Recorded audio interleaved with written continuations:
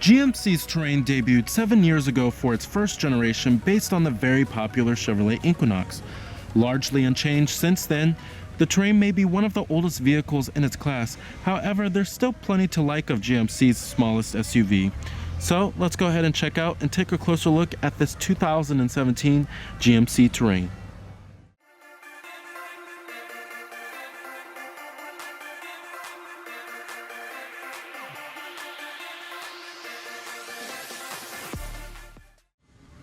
Now, not much has changed for the 2017 model year for the Terrain, except for that it does get the addition of standard 18-inch alloy wheels, and then a new black trim Nightfall appearance package is added to the options list.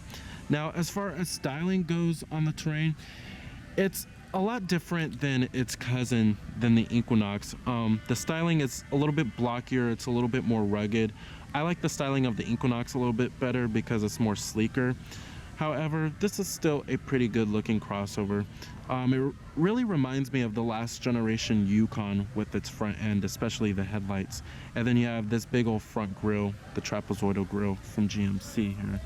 Now here goes the key fob design for the vehicle. It's a typical General Motors switchblade key. You have your unlock, your lock, and then your panic alarm. And then if you want remote engine start, you have to step up to a higher end trim level. And also, higher end trim levels do get the addition of LED daytime running lights, which is nice.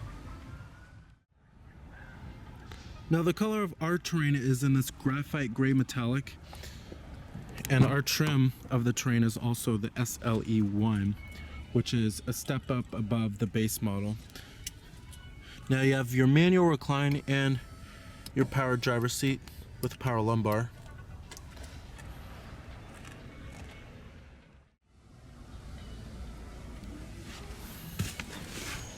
Now, stepping on inside of the Terrain here, the first thing you'll notice is how roomy and comfortable this vehicle is. But as you can see, the design of the interior is certainly getting dated, but this is pretty much identical to what you'll find in the Chevrolet Equinox, which the GMC Terrain is based off of.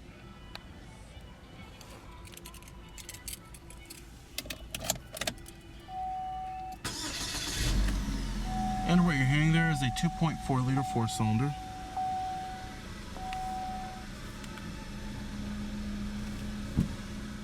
You have a 6-speed automatic transmission with manual shiftability.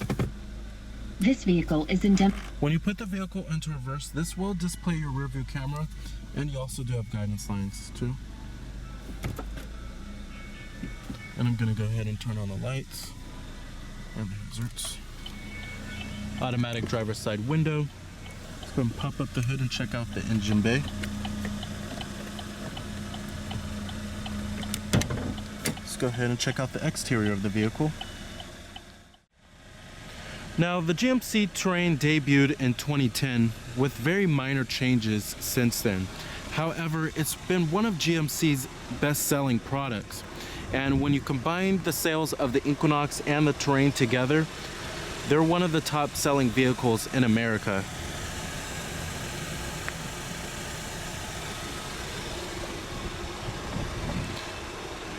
Coming up front, you have halogen projector beam headlights. You can also go for LED daytime running lights on higher end trims, which will be slotted right here.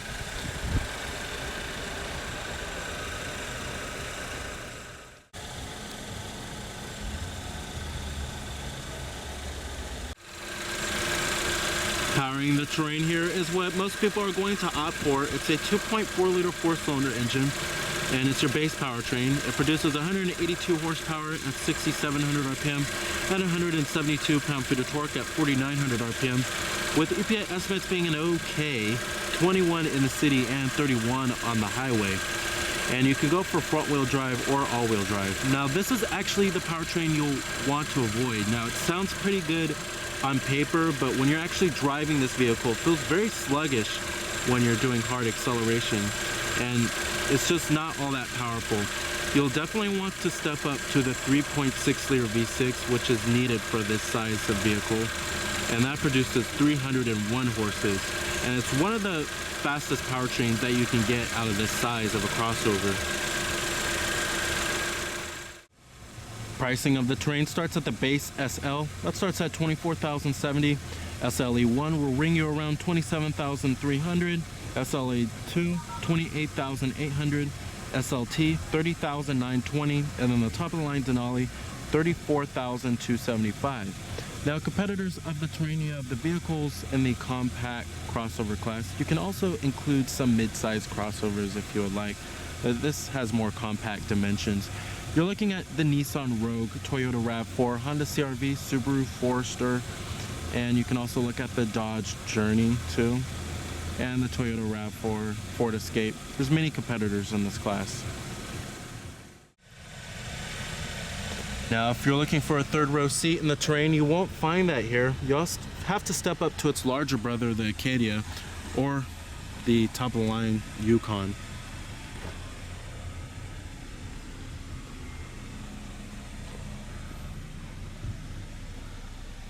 You have rear reflectors, rear window wiper with a rear window defroster, and a third brake light. No shark fin antenna, however.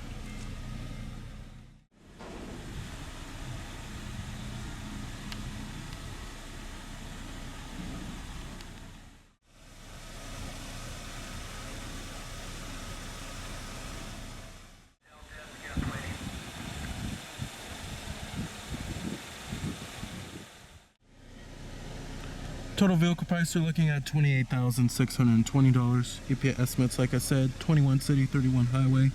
And then here goes the government 5-star safety ratings. And then here goes the parts content information. Final assembly point is actually in Canada. So if you're expecting Detroit, Michigan, won't find that here. Of course, all of your basic power necessities, power windows, power mirrors, and your power door locks, chrome interior door handles. Interior quality is okay in the Terrain, but it certainly is lagging behind the competition. Not surprisingly, it's also very similar to what you'll find in the Chevrolet Equinox in terms of interior quality. Up here on the upper door panel, it's all hard touch plastic, and then the dashboard is all hard touch plastic as well. But at least you do have this molded stitching over the instrument panel, which is kind of nice. The armrest is slightly padded. It can be a lot more padded than this. It's pretty firm. And then on the mid-door panel, it's nice and soft touch. You also do have this nice stitching too. But they also really need to focus on the build quality. Many of the trim and pieces and many of the panels feel very flimsy inside of here. And then also, some of them creak a little bit. They just don't feel all that sturdy. Overall, interior quality certainly needs to be improved in the Terrain. The steering wheel also is getting very dated looking. This is General Motors' older steering wheel design. I would much rather prefer their newer steering wheels. But over here you do have your cruise control. You also do have your steering wheel mounted audio controls and your Bluetooth phone controls and your voice recognition. The steering wheel also does manually tilt and telescope. Pretty good range of adjustment, I have to say. Coming to the instrument cluster, it's a very traditional looking setup here. On the left you have your tachometer, and then on the right you have your speedometer, and then up there you have your coolant temperature and your fuel gauge. Pretty basic stuff there. And then coming right there, it is your information center. And then it shows you your digital speedometer, and then it also shows you what gear you're in, and then your direction of travel. You can also change the units from US to metric if you would like.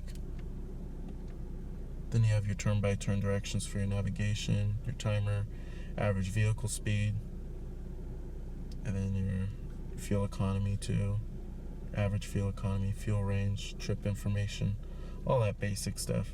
I would love to see a TFT instrument cluster in the future for the Terrain. Down here we also do have a little storage cubby and then 12-volt power outlet. You can also use this as another little storage cubby or maybe as a cell phone holder. You have dual cup holders down here. And then you have another little storage cubby right there. That can also be a cell phone holder. And then you have a very large center console with this tray. And then down there is where you'll also find a USB port as well as an auxiliary input. It's just really deep. And then you have a 12-volt power outlet too. One of the deepest center consoles I've ever seen in a vehicle. And this is also the same center console that you'll find in the Equinox. As far as the seats go, the seats are very plush, very comfortable too. Great for long road trips, and they offer a decent amount of thigh support. These are one of the best seats I've ever sat in from a General Motors product. As far as visibility goes, visibility is not the best. There's a okay amount of glass area on the side windows here, but the A-pillar bases are pretty wide, I have to say. When you get to rearward visibility, it is okay. At least a rear view camera does come as standard equipment on the Terrains here. Up here, you will also find your OnStar with SOS Safety Connect, and you have your map lights up here too.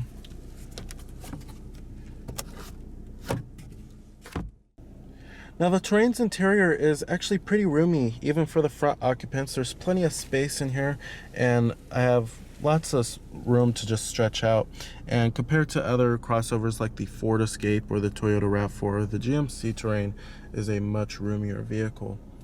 Now, on higher end trims for the Terrain, you can get nice styling details such as stitching on the dashboard, which gives it a much more premium vibe inside of here. And then you can also get a wood steering wheel too. Not all wood, but just wood on the top portion of the steering wheel. And then of course you can get leather seating surfaces. But it is missing some features such as a panoramic sunroof, which many of its competitors do offer. Now let's get to the climate controls. The climate controls are pretty easy to figure out overall. You have your fan speeds right here, and then you have your different zones, and then your temperatures, and then your front window defroster, rear window defroster, and your recycling. And the knobs and buttons are of decent size. Now, every GMC Terrain is going to come with this 7-inch touchscreen, and it's the GMC IntelliLink system. It's the main head unit here. Now, this is GMC's older head unit, and I rather much prefer their newer head unit, and I really don't like where it's placed inside of this vehicle. Terrible ergonomics here. It's really hard to reach from the driver's seat as well as the front passenger seat too. This is also the same kind of setup that you will find in the Chevrolet Equinox, and the ergonomics are terrible in both vehicles no matter which one you get. This is your home screen right here. Your different audio sources do include all of the norm: AM, FM, XM satellite radio, USB port with iPod connection, and your auxiliary input. Now the only thing that's really different between Chevrolet's MyLink system and GMC's IntelliLink system is this red background here to match with the whole red theme going on inside of this interior here. But like I said, I rather much prefer GMC's newer head unit. The responsiveness is okay, not the best, but you do have your exterior temperature readout right here, and then your digital clock. And no Bluetooth streaming audio here. You actually have to go for the SLE2 trim just to get Bluetooth audio. Many of its competitors offer that as standard equipment. But over here, you have your configuration settings, and then you have your time and date, radio settings, phone settings, display settings, many different settings that you can change here. And you have your quick info too. It's not available right now though. But overall, it's a pretty basic system. You can opt for navigation, of course, and live weather, live traffic, and all that good stuff. And then right here, you also do have your presets. And then you also have many of the buttons that are on the screen that are on right here too.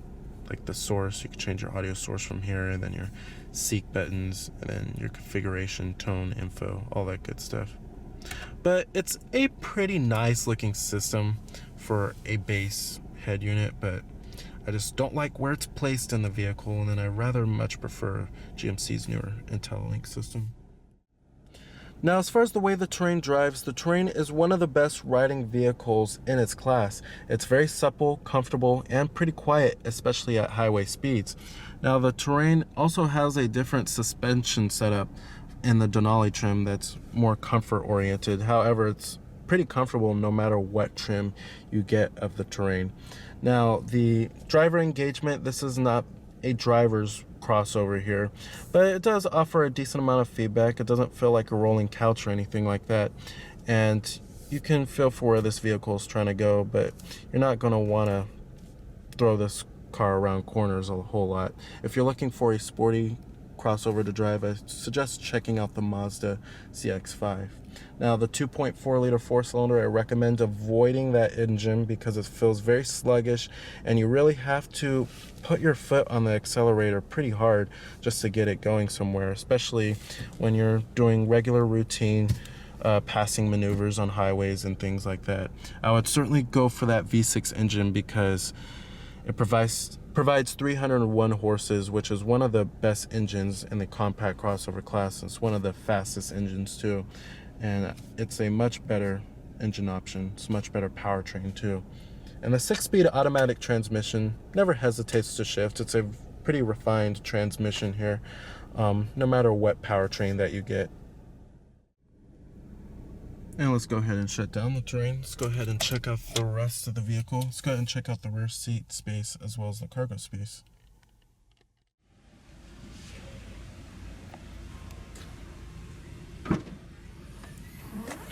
Now, cargo space certainly lags behind some rivals in the Terrain. And if you're looking for a third row seat, it's not available here. You want to look at the Nissan Rogue. But at least these rear seats do fold down by pulling up on these levers right here. And then just pushing the seat down. It's easy as that. And then it's 60-40 split too.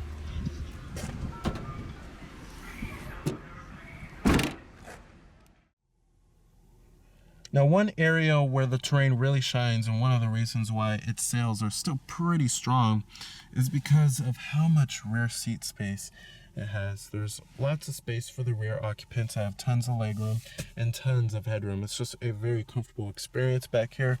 You also do have dual map pockets, 12-volt power outlet, and then a rear center armrest with cup holders. And the rear headrests are also adjustable, which is nice. And it's just very comfortable back here, great for extended road trips. And they do slide forward and aft, and they do recline for greater comfort, which is nice. Can't ask for too much more there. All right. So the 2017 GMC Terrain is an okay choice for a compact crossover, and it certainly has some strengths to it with its comfortable and roomy interior and its very potent V6 engine. However, it's certainly in need for a full redesign as it's getting pretty dated. So remember that this is Cameron Birch from Cameron's Car Reviews.